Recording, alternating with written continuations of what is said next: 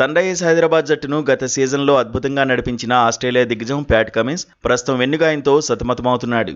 అడ్లెయిడ్ test తర్వాత కోలుకోవడానికి మరో 4 నుంచి 8 వారాల సమయం పడుతుందని స్వయంగా కమిన్సే వెల్లడించాడు. మార్చి 26 నుంచి ఐపీఎల్ ప్రారంభం కానున్న నేపథ్యంలో కమిన్స్ అందుబాటులో ఉండడంపై సస్పెన్స్ నెలకొంది. కమిన్స్ లేకపోతే సన్ రైజర్స్కి ఎదురయ్యే అతిపెద్ద సమస్య కెప్టెన్సీ.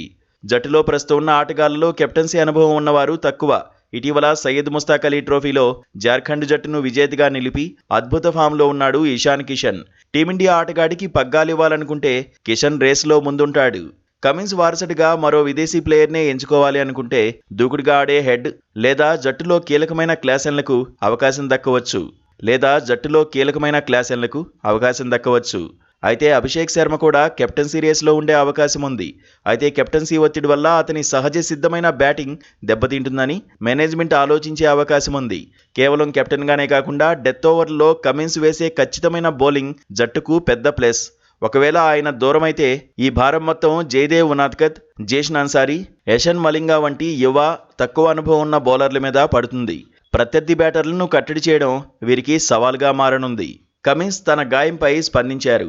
మరో 2 వారాల తర్వాత చేసే స్కాన్ రిపోర్ట్ను బట్టి ఐపీఎల్ ఆడతానా లేదా అనేది తెలుస్తుందని చెప్పాడు. ఒకవేళ స్కాన్ రిపోర్టు పాజిటివ్గా వస్తే మెల్లగా ప్రాక్టీస్ మొదలుపెట్టి ఏప్రిల్ మొదటి వారం కల్లా జట్టులో చేరే అవకాశం ఉంది.